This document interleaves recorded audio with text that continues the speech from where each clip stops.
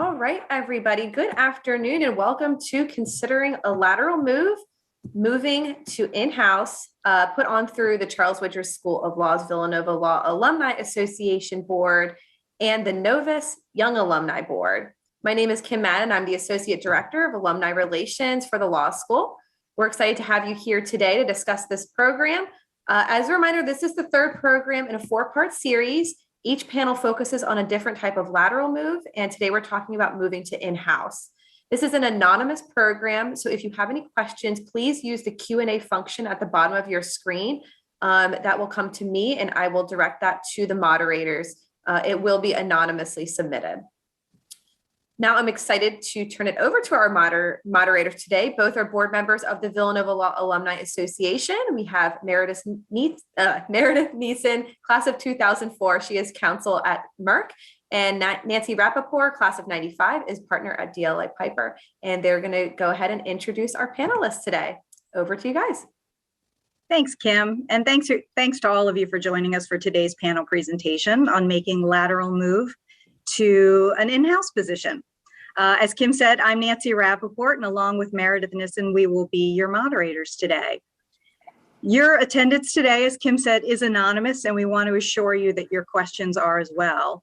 And we want to thank those of you who've already submitted questions ahead of time. And for those of you who have questions or comments throughout, please feel free to submit them anonymously through the Q&A function, which is anonymous, only the moderators will see it.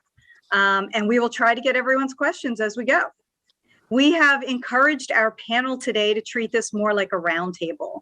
So once we get through the first couple of prompts, they're welcome to offer input in response to each other's comments. And we understand that our audience is made up of lawyers who are considering making this move at different stages in your careers. So our panel is deliberately made up of practitioners who made the switch to in-house counsel at varying points in their careers. And a couple, actually, I think actually all of them, we'll find out, I think all of them have made multiple moves. So, that will be interesting as well. Meredith and I are first going to introduce our esteemed panel, and then we will hear from each of them about the path that they took to their current positions and what they were looking for in an in-house position. And then we'll start with some more questions that we can talk about in a more discussion-like manner. First, I'd like to introduce Nancy Peterson. She is Villanova class of 1997. She's currently Executive Vice President and General Counsel North America at Allied Universal. And she moved as an associate in a law firm to in-house after about 4 years of practice. Meredith? Hello, thank you, Nancy. I'm happy to be here this afternoon. And it's also very relevant for me because at one point, probably about, I'd say about 5 years ago, I made the move from my law firm, my former law firm, Drinker, Biddle and Reith, to Merck. And my move was a little bit interesting because I started on a secondment. And so I was still an employee of my law firm. And then I applied ultimately for a position at Merck and have been here ever since. I'm really pleased to introduce John Connelly. He is a 2012 graduate of Villanova Law. He is currently associate counsel at Campbell Soup Company, and he was in private practice for about 4.5 years before he took his first in-house position. And next, I'd like to introduce Effi Taylor. Effi is a 2017 graduate of Villanova Law and currently legal counsel compliance at Farfetch. And Effi started her legal career going directly in-house at GE with a fellowship right out of law school. So I'm really looking forward to hearing from all of our panelists. Definitely. Nancy, why don't we start with you? Can you tell us about the path that you took from graduation to the point you are today and what you were looking for in an in-house position and if you indeed found it? Great. Thank you, Nancy, and thank you, Villanova Law School. It's great to be in touch with the community. I've enjoyed doing that over the years. And so I'm Nancy Peterson. I've been at my current company since 2005, but starting back after I graduated from Villanova Law School in '97, I went to a law firm, Blank Rome, where I worked in their real estate group for almost 4 years. From there, I went to a company called Aramark, and they're divided up into different lines of business. I was in their sports and entertainment line of business.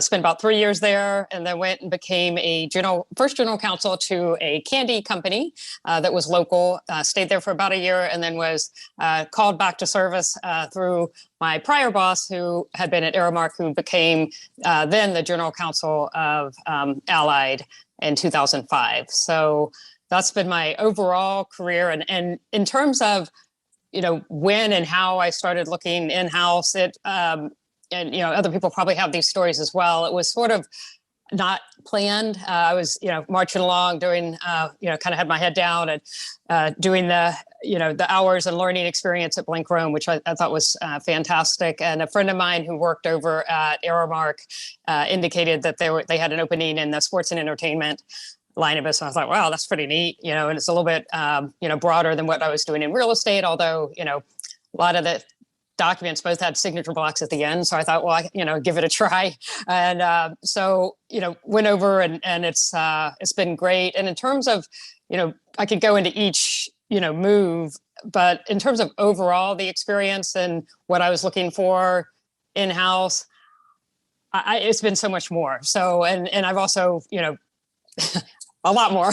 But it's when I went in, I think I was just looking for, some interesting clients. And back then it was, I really wanted to get client contact, and you really get that in-house. I mean, they're actually right out the door, right, next to you. So, you're able to work really closely with the business. So that was like the primary driver, but getting in and being associated with the business and the development of, the corporate's objectives and helping align around those with our legal services has been tremendous. Thank you, Nancy. How about Effi? You want to tell us about your path and what you were looking for in an in-house position? Sure. So I graduated.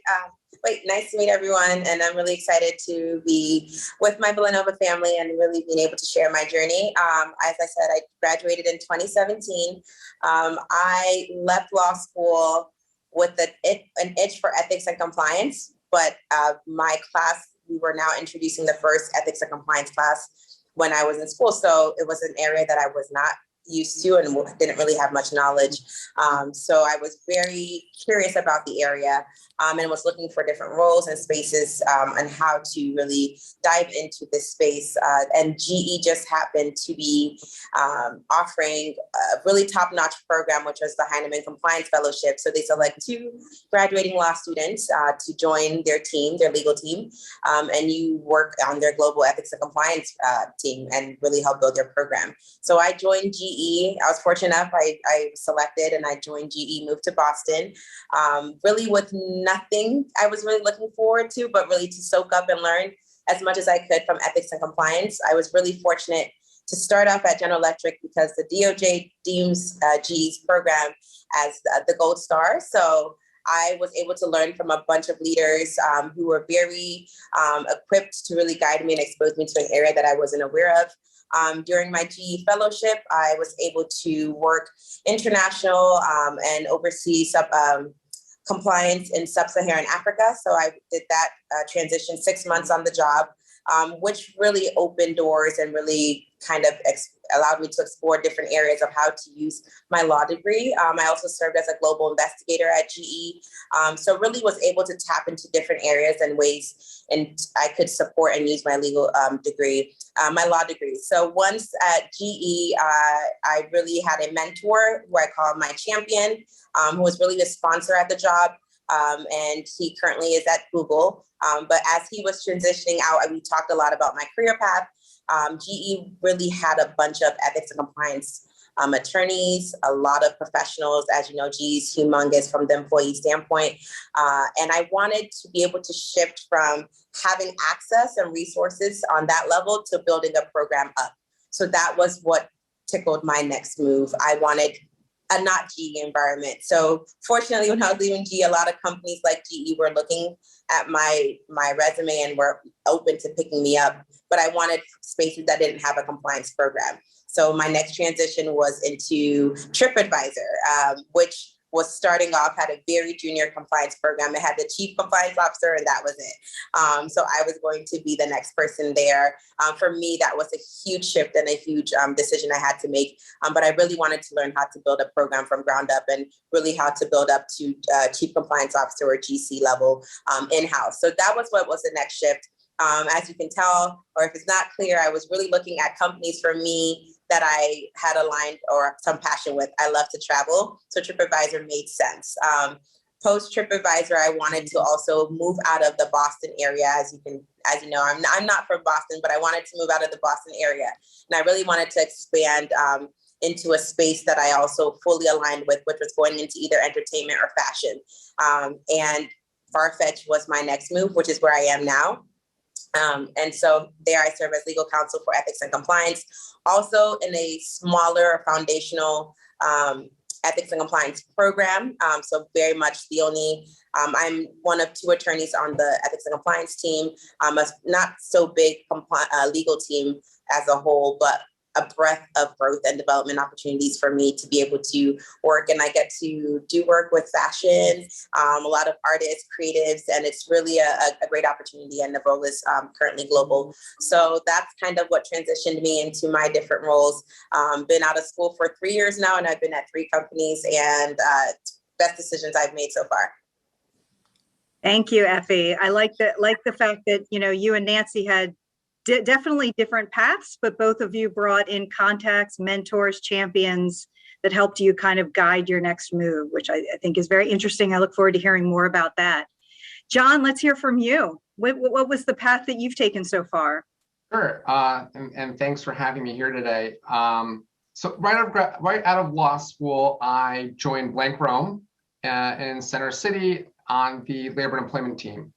And I was there for about 4.5 years, really enjoyed my time there, enjoyed the work that I had, the clients I was working with, the division of, you know, litigation versus advice and counseling.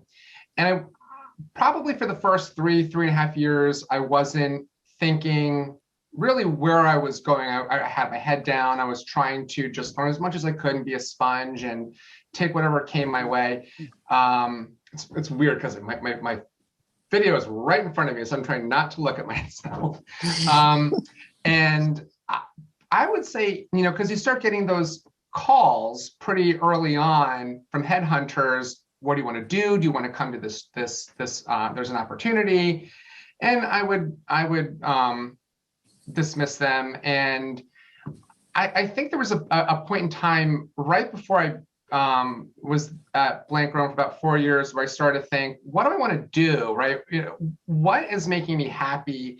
What am I maybe missing? And I really enjoyed getting to know my clients and help them with their issues, but I felt kind of left out when I would wrap up a handbook review or finish with a project and I didn't hear anything more, right? There was nothing more that I knew about it unless maybe an issue arose 6 months, a year down the road.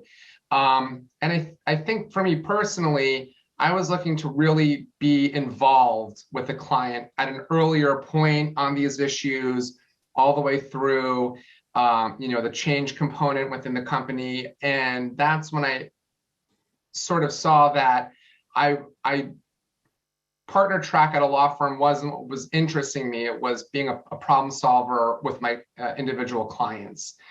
And I just started doing some informational interviews with people who maybe started a law firm in the labor and employment space, ended up in-house, was looking at what they did on LinkedIn and set some things up. And it turned out that one of those individuals, months, maybe almost a year later, was hiring for a more junior labor and employment role on her team. And things kind of fell into place. And that's how I found my first role. I was there for about 2.5 years at a commercial landscaping company. With that first gig out of Blank Rome, I was looking for something that wasn't going to limit my practice yet. I was concerned that maybe I was moving too early in my career and I didn't want to give up anything that I was already getting under my belt. I didn't want to start to specialize too early on. And that role did offer a pretty broad range of labor and employment work. And after about 2.5 years, the opportunity came up at Campbell Soup. I wasn't looking to make a move, but I didn't want to let the opportunity pass me by. And similarly, it was also with a very broad range of work, a larger in-house legal team, and ended up being the right move for me. Thank you, John. What I'm hearing from you, and I hear from everybody, is that they really started in their first few years in no time figuring out, focusing on what they wanted, what they were starting to like and wanted to really kind of hone in on. And yet you still kept an open mind as you moved on. You didn't make your career too specific too early on. And I get that impression from everyone so far too, is that while Effi and Nancy also started figuring out what they liked and what they didn't like and kind of, molded their path that way, they still kept an open mind to get to where they are today. So thank you, John. I'll pass it to Meredith. She's got the next question. Absolutely. So the first question is, if someone is looking to make a move in-house, what advice do you have regarding how to get started? And so I'm really excited to hear from each of you, since you have somewhat different paths. And Effi, maybe we can start with you. Yeah, so with each transition I've made, I've looked for something different. But I would say, really, for me, what I think I would advise to keep back of your mind is, one, understanding and knowing the type of company you're going to be working for. If you're going in-house, and from that, I mean, even looking to what is the culture of the company. That really impacted my day-to-day as to how I function and the type of environment I'll be working in, the type of leadership, what is the tone from the top. Those were things I was looking for. What were the things they believed in? I work in a space, ethics and compliance, so I do need heavy buy-in from leadership. So those were the things I would look into, say, how much are they investing into that space? What is the tone from the top? What is the culture of the employees? Also, do I really align with the company and its values? So again, I've worked for places that I actually had interest in or had some type of overlap personally with, whether it was me as a customer or it's something that I enjoyed as a passion. That made showing up to work and the type of issues and the type of things I dealt with that much more enjoyable for me. And then the one other thing would be also just taking a very close look at who your manager is. For me, that was also something seriously I was looking for when I was joining Farfetch, because again, in-house, my experience has been, it is very much a family feel, and we work very closely together with different individuals. But you are able to really build a relationship with a manager or someone who oversees your work, who will really have an impact on your career strategy or your career path and development and growth. And you can have a role or say in how that looks once you have that foundational relationship. So those are some core things I would say look into when thinking about in-house. That's great. Thank you. Yeah, no, I think completely agree. Like looking at the culture and making sure that it's a good fit is really spot on. John, how about you? Sure. One of the things that Effi just said, which is interesting, is, just sort of knowing what to look for at these companies, and maybe it's a product of only having worked at a law firm first. I didn't know that initially. I wasn't looking necessarily at those things, but making my second move, those were things that they can really make the difference as to whether it's the right fit for you or not. But other things, number one, I really didn't want the benefit of a work-life balance to lead or necessarily fully influence my decision, one, to go in-house, and two, to make the jump too quickly. I wanted that to be an additional benefit once I found the right home for myself. So for me, it was, one, I didn't want to be as an associate with only 4.5 years of firm experience. I didn't want to be the only labor and employment attorney there. I wanted someone else on the team to mentor me and to be able to learn from and to be able to gut check issues as they came up, as well as, what developmental opportunities would exist at that new company that maybe I couldn't get at the law firm. And also, and Effie touched on this, is, how would I add value, right? You can see what the work is in a job description, what you'll be asked to do, but when you go in and you interview and you learn who will your internal clients be, who we'll be working with on a daily basis, to what extent is legal involved in their decision-making process, that gives you a sense of how embedded you'll be and, whether you'll be able to, and how you'll be able to add value with that company. Thank you. That's great. And I like the idea of thinking about development opportunities. I think that's really, really a good point. So Nancy, what advice would you offer? So some of the themes are absolutely what Effie and John shared. Maybe just expand on a couple of them is, not only your boss and your direct supervisor, but also, looking and understanding how the department is structured, the legal department. And again, I think it's tied to, the value concept that Effie and John were talking about, but, can you understand what the reputation of that legal department is within the broader organization? Because there could be a great company culture, but if the legal department's sort of off to the side, that might influence how you want to, if that's the company you want to join, so that because you want to be right there at the table and not pushing your way to the table, but already have that seat at the table. So I think that is important. I also think just getting a sense of what it's really like in-house is tricky. I think if you're coming just from a firm, sort of like no one can really prepare you. And again, then you've got all these different types of companies. So, what is it really like? I think there's, you can get a good sense of that by reading some materials through the Association of Corporate Counsel, which I don't know how much of their information faces out, but there's, good information on those types of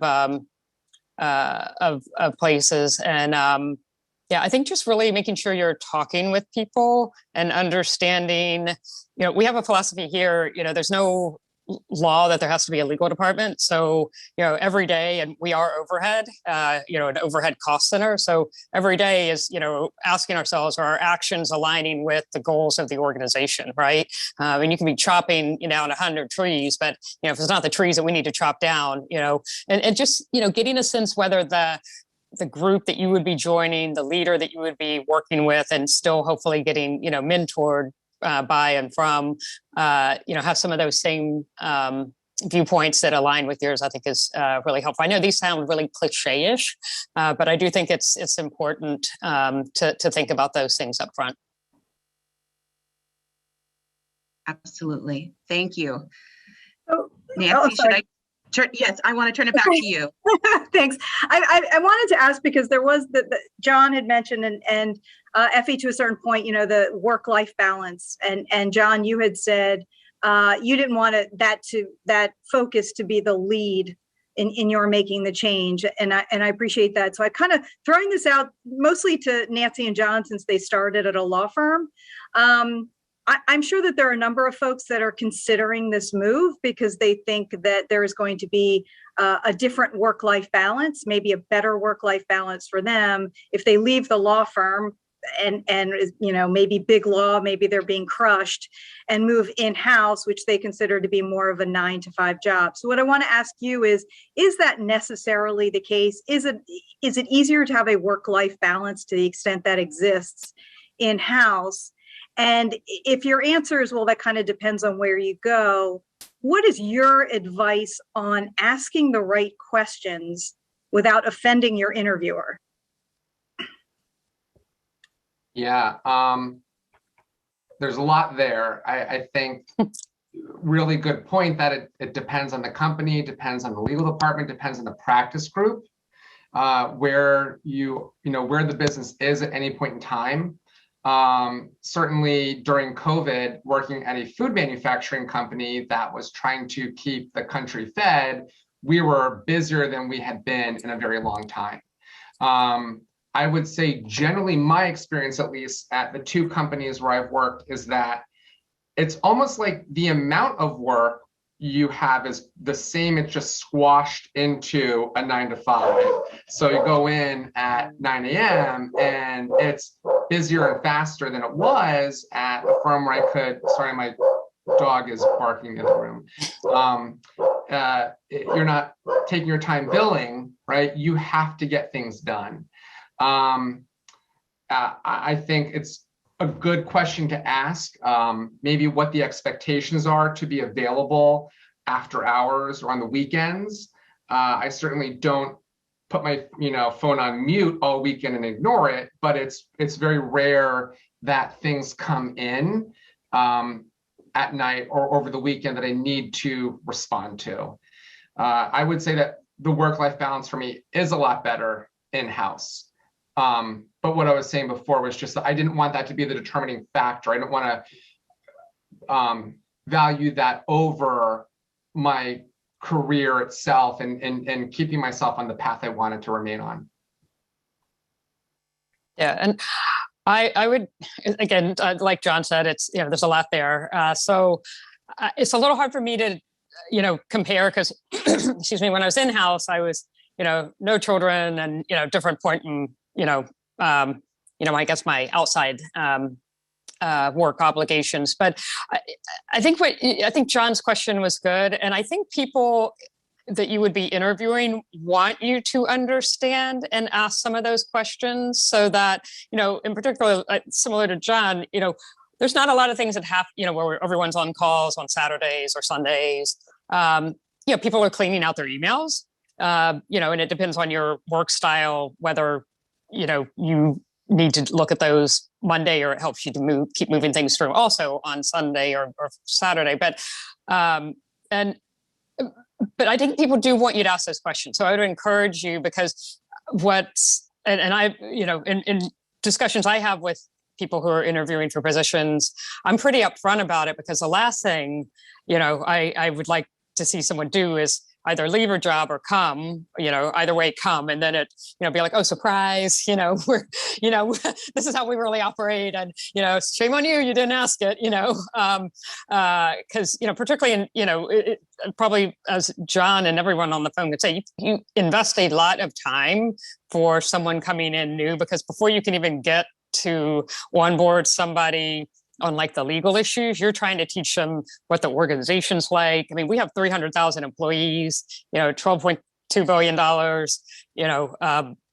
North America operations with multiple lines of business. So, to get through all of that and not to have someone understood sort of just some basic parameters, I think, and by the way, at this point in time, I think it's fair game, to ask those questions. I mean, certainly if, you sort of, get a deer in the headlights look if, someone says, well, our corporate, headquarters in the West is on California time. And they're like, oh my gosh, does that mean I'm going to have to, be on some other call? And then meanwhile, I'm like, well, we're kind of international here too, and people are just looking a little timid. Then, you're starting to, want to make sure that people, coming to a job that's going to be comfortable for them. But I work absolutely much harder in-house. Again, I have a different job now than I did, then, but I was working pretty hard at Blank Rome, or at least, I'm certainly working, around the clock. So, and I like to use the word work-life integration versus balance, because,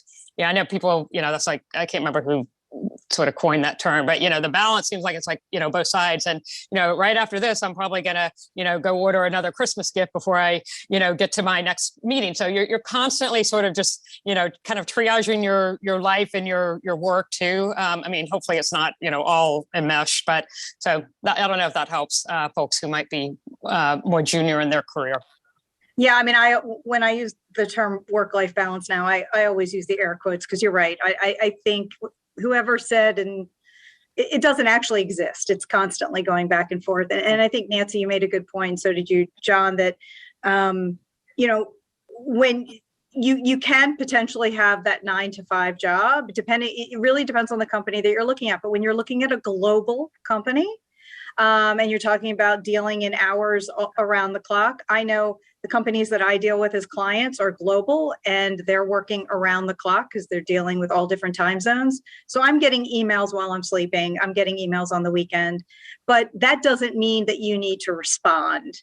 That doesn't mean they're expecting you to respond in that time. And so that's a question to ask. But something that you brought up, Nancy, is a very good point, which is now COVID, things are different.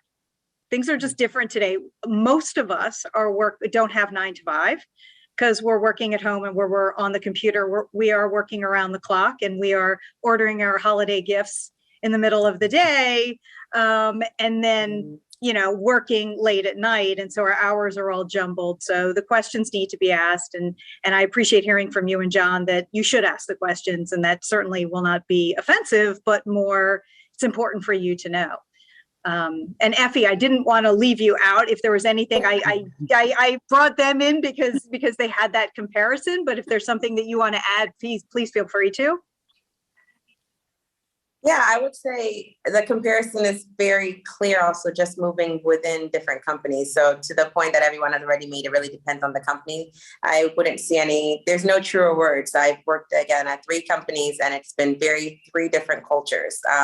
One may mimic a bit more a law firm kind of expectations. And I'm now in a space where they are heavily invested in employee well-being. And the general counsel's tone is do not respond to emails on weekends. If it's necessary and it's a fire, we will WhatsApp you or whatever. We know what are the signals that say this is something you need to, and it happens very rarely. So there is an opportunity to work I would say, a nice work hours where you can actually do things outside of that. But again, these come with knowing what is the company investing in? What are the things that they believe in? Again, what are their values? Another tip I would probably say is, for me, as I moved, I actually don't wait till interviews to ask these questions. I meet the people before I even start interviewing. So I made it a point to just network with folks literally on if I'm joining the legal team, I start with the legal counsel,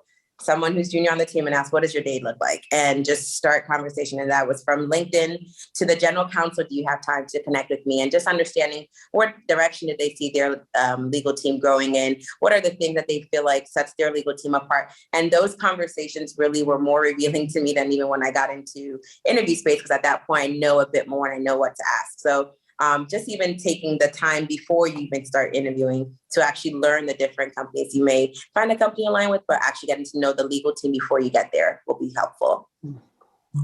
And just to add and follow up to something that Effi said, a question that I do get pretty regularly when I interview candidates is, tell me about a typical day in your role. And I think it's a great question. And I think not only is it informative to, what does this job entail, but also could touch on the work-life balance issues that you all were discussing. So, and I think that's a totally fair, great question to ask.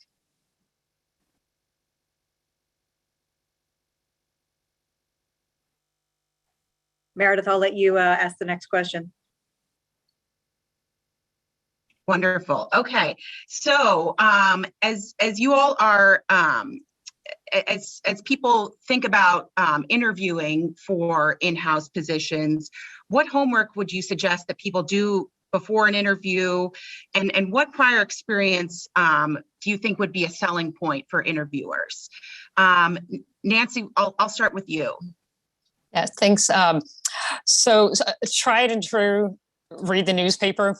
That's like one thing. Whenever it really goes, wherever you just read the newspaper the day of the interview, because you just never know what's on the front page. And sometimes you can walk in and just you never know, right? So that's just one basic general, interview tip that is I've been impressed when people just walk in and they just knew what was kind of going on that day.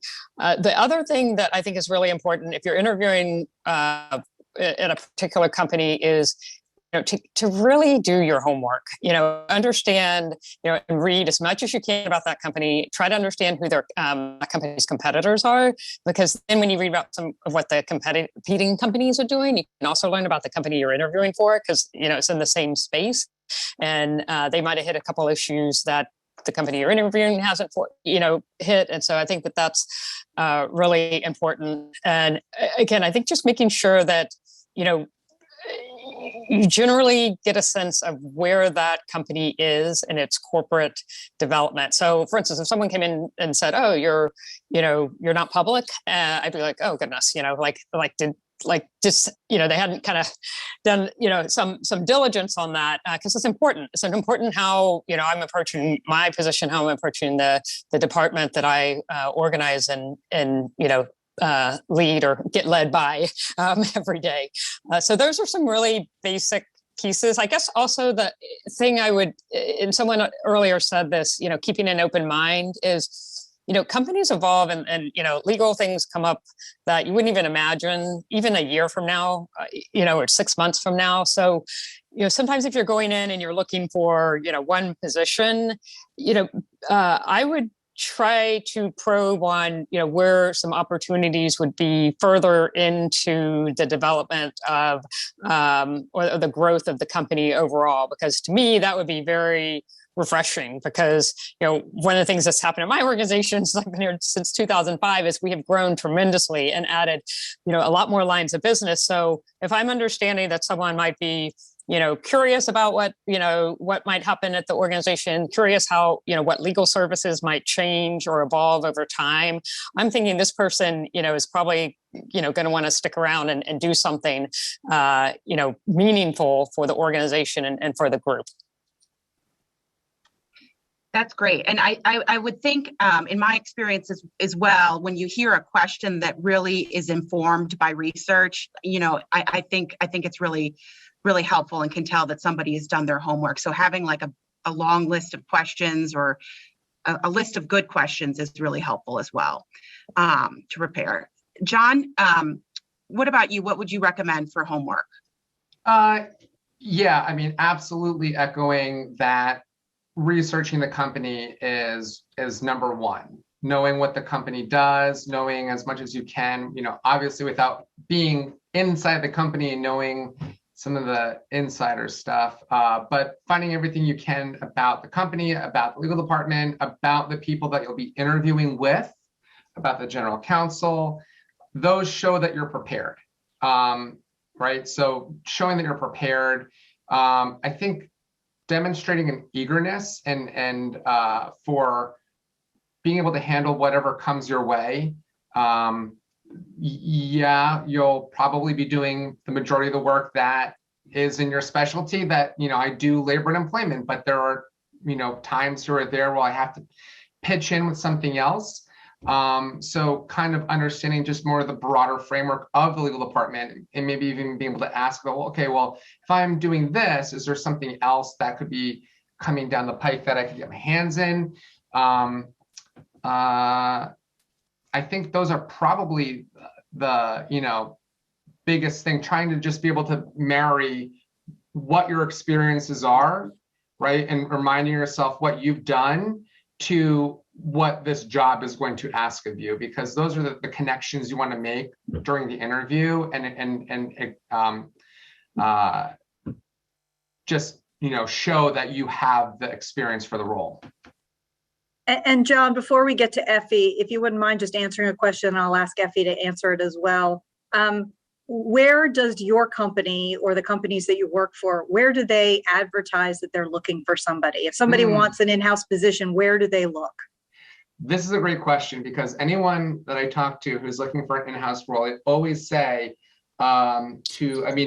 Campbell's posts on their own website, they post on Indeed and the pretty standard places, but Attorney Jobs in the USA is a website that brings in all of the in-house jobs that it knows about. And there's a daily email that goes out, all the newest jobs that were posted within the last 24 hours. And they organize them first by in-house, then by firm, then by government, education, academia, and then within that geographically by state. And what I just think the most important thing is to get your resume in early. Don't wait a couple days, because these jobs are, there aren't a ton of them. And when you see something come up in the area you want, in the geography you want, in the industry you want, don't let that go by. You want to be one of the first people to get your name in. And then once you get that application in, then immediately go to the next step, which is go on LinkedIn, see who else works there, see who you know knows someone who works there, and start to find anyone who can link you in or get your name into the mix, because that's what's going to push you to the top and hopefully get you an interview.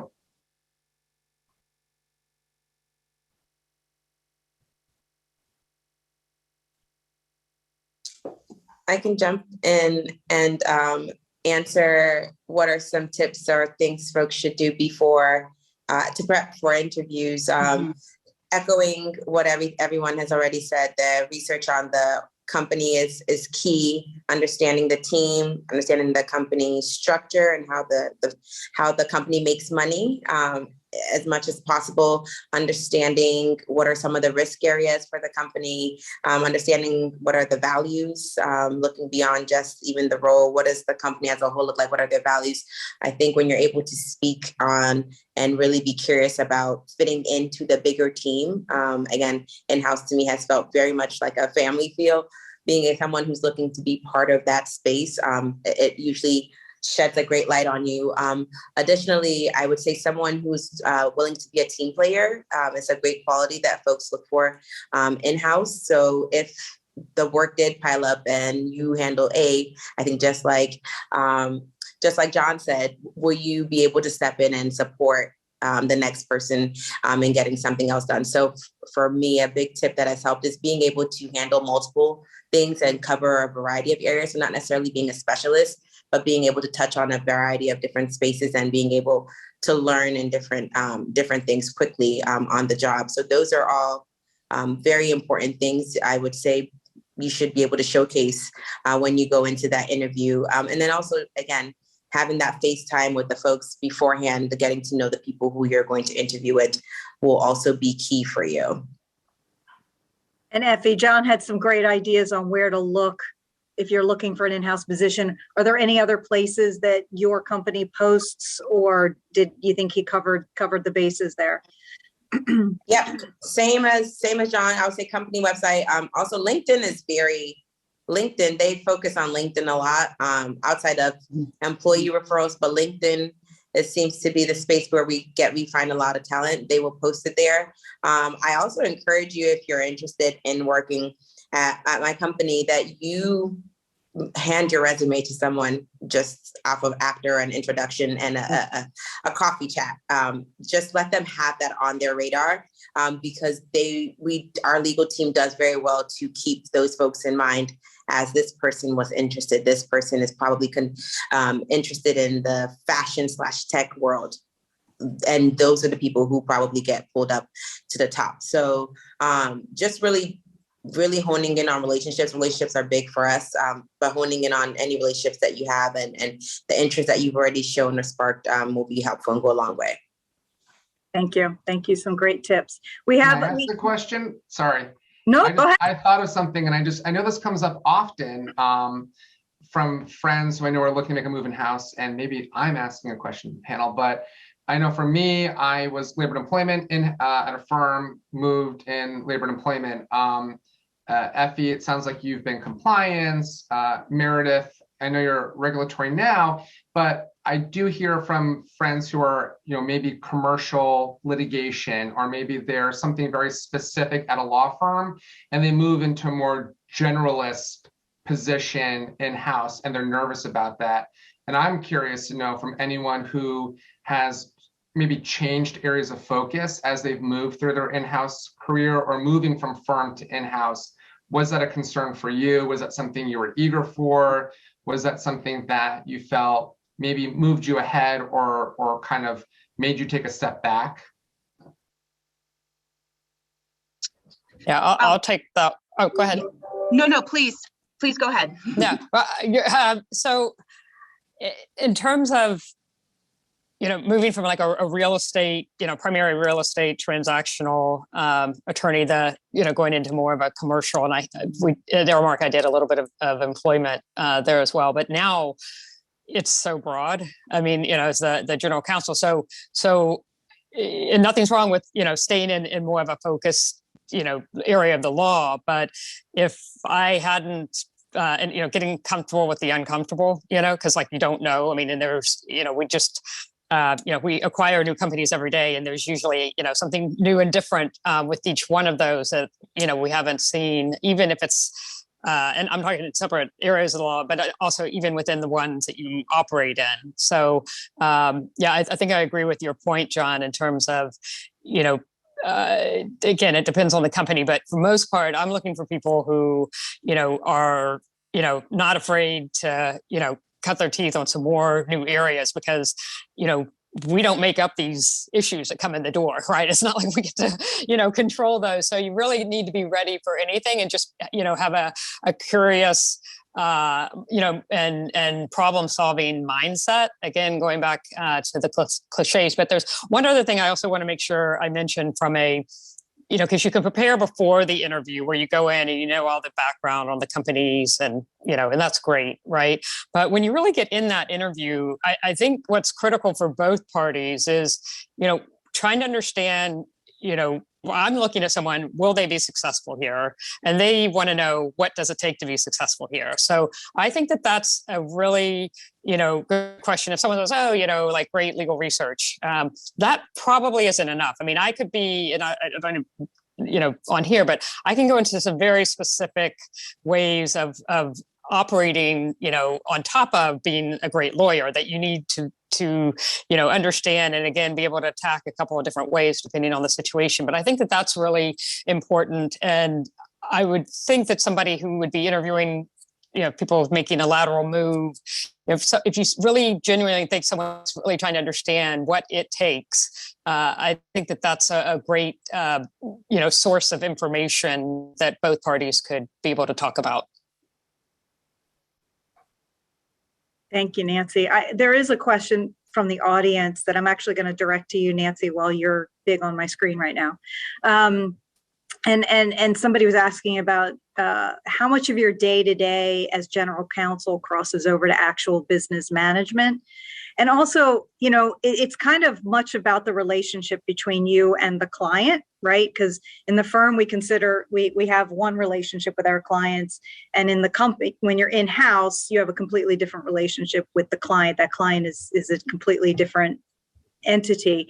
And the question is, do you feel like you are in a C-suite level position as general counsel, or more adjacent to the company leadership? Oh, we're all in it together. Yeah.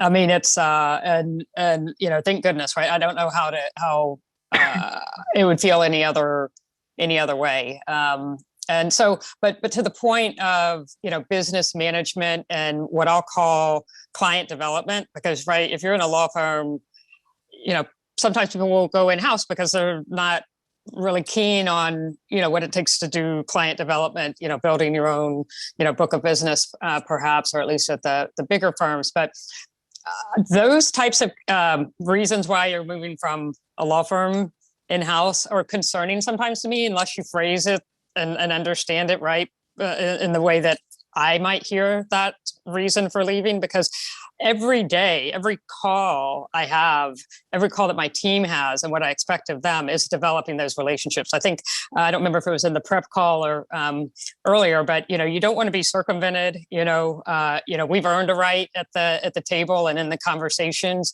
But that right and really, privilege and desire, you have to earn that every day, right? So, so I think that overall client development, and I'm still doing. I don't know if someone was asking, how much more administrative stuff versus, law. I do a lot of both, and so that's, for me, that's great, because I do think that I really enjoy that, and I wouldn't want to give that up. So I don't know if there are general counsel positions out there where it's just purely, administrative or business. But to me, so much of it is started to, overlap, and it's hard to tell some from the other because you're providing or thinking, from your legal training, but you're looking at business problems with the business and helping them work it out and giving input, and that's it's really, really rewarding. Thank you, Nancy. And I think we lost Effi for a minute, but John, you're not quite the GC yet, but you did mention that it is, one thing that you looked at was whether there was going to be a team that you were joining that you could go to for advice on learning, new issues that you'd never dealt with before. Would you say that is, that should be definitely a consideration, is looking at what your team is going to look like? Is it going to be big? Is it going to be small? Are you going to have support? And if not, that's okay, right? But definitely something that should be top on your list. And along that, if you could just tell us, how big is your team? Yeah, absolutely. Well, first, I think it really depends on the area in which you work. Labor and employment is an area with lots of pieces. And for me, at 4.5 years of practice, I personally wanted to be around others and be able to continue to learn from others. So my team at Brightview, the first company where I went in-house, had a legal department of 5. 2 of us were labor and employment. I'm now at Campbell Soup, which has between 50 and 60 attorneys, 4 labor and employment attorneys. So in both circumstances, well, I should also say at Brightview, there really was sort of like a reporting relationship where I was, as a junior attorney, kind of just, really supporting the more senior attorney. At Campbell's, the approach is more that, we're all attorneys on the block, we're working together, but there's more independence, there's more discretion, really looking at each other as peers, as opposed to, based on how many years of practice we have, how many years with the company we've had. We're all adding to each other's experience. I think that, if you're the kind of person who really can pick things up independently and doesn't need to partner with others, maybe it wouldn't be as big of a concern. But for me, it was something that was really important, especially at that point in my career. And have you maintained your relationships, say at Blank Rome or other outside counsel, that you would be able to kind of pick up the phone and ask a question if you didn't have that support internally? Oh yeah. I'm still very close with all of my friends at Blank Rome, and in-house at the company I was previously. But I think also kind of growing your network of other in-house attorneys who do what you do, because not just because if you call your friends at the firm, you feel bad if they're not billing you, right? But more so that as an in-house attorney, just, one thing we haven't touched is the learning curve. Your first in-house gig, it's a lot more than just jumping in and saying, hey, I'm a labor and employment attorney, I can hit the ground running, probably, but how you operate in-house is very different than how you operate as a firm attorney working with clients. So knowing a number of other attorneys in your field, as well as in your industry. I've made contacts with other labor and employment attorneys at other, food manufacturing competitors. So when things kind of hit the press and there's some new law that we're going to have to consider, we jump on the horn and start talking about, well, how are we going to do this? What are we all thinking? And, we check best practices together, and that's really helpful. That's great. Thank you. Thank you, John. We have just about 5 minutes left, and I do want to make sure that everybody has a chance to kind of throw out their key takeaways for everybody. And I'm going to start with Effi. We lost Effi for a second, so I want to start with Effi, if you don't mind, and just kind of give us what your key takeaways are for folks who are considering the move to in-house, and whatever that the main advice you would give to them in that search? I would say do your research, and that involves on the company, and more so probably starting with yourself as to how you envision yourself in that space or as part of that team. Do your research on what your development would look like. What is the growth journey or trajectory at that company? So just a bit more futuristic thinking. Aligned, look at the values, the things outside of your day-to-day roles. What are the bigger things that glues the company together that will impact you?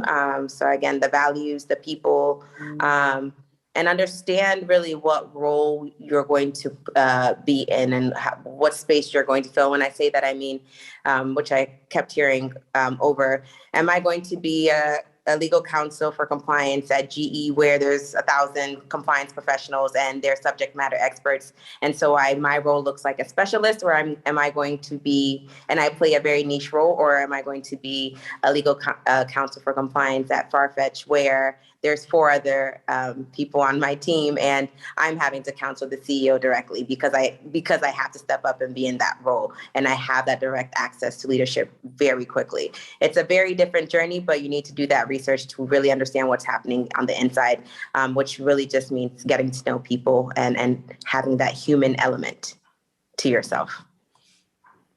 Thank you, Effie. Great advice. Nancy? Yeah. I mean, Effi, you're I'm like writing down everything you're saying. But yeah, I mean, I think, mainly just stay open. Whatever, you might be involved with or working in now, it's all a building block and building blocks to, doing what you do next. So, I wouldn't get frustrated, and sometimes the road can be a little winding. And, I would also say, don't, sometimes to go in-house, it might feel like literally like a lateral, not like a, up the ladder, but, over on the ladder, and, be willing to do that, because it's the right place. It can pay dividends, maybe not financially, but, just in terms of your career rewards and that kind of thing. So, and look, there's even been people I've worked with who, have chosen to, maybe on paper, looks like they're taking a step back in order to, get some runway and be able to have some, some in-house legal experience. Then also, keep in mind, you could also go in-house and then go back to a law firm. That used to not happen, but that seems to be happening a lot more. So that's also a really interesting career thing to think about, because, then you might approach what you're doing in-house a little bit differently if you might want to, pop back over and serve in, a law firm in some type of capacity. So anyway, but good luck, everybody. I think it's there's a lot of great opportunities out there, and really have enjoyed being able to share whatever I might have learned. Check in with me a year and I'll say all the different things and say I didn't know what I was talking about. I doubt that. Thank you, Nancy. Those were great points, and points that we didn't raise earlier, so I very much appreciate that. And John, we've got just about 2 minutes. I want to give you a chance also to throw out your key takeaways. Sure. So number one is talk to people, meet people, ask people on LinkedIn who look like they're in an area that you'd like to be, either in your next role or 2 or 3 roles from now. Find out how they got there, find out what they maybe would have done differently. Not just because now you're on their radar if they see something that opens, but just because it gives you a better sense of where you might want to end up. 2 things, though, that maybe we didn't touch on that are on people's minds. 1, compensation. We think a lot about, do you make less in-house? You don't have the potential to become a huge law firm partner. One thing that I think is important to understand is that compensation can be very different in terms of all-in compensation at a company than it would be at a law firm. Is there 401k match? Is there participation in their stock or LTI program? How does their annual incentive program, their cash bonus work? What's the timeline during the year?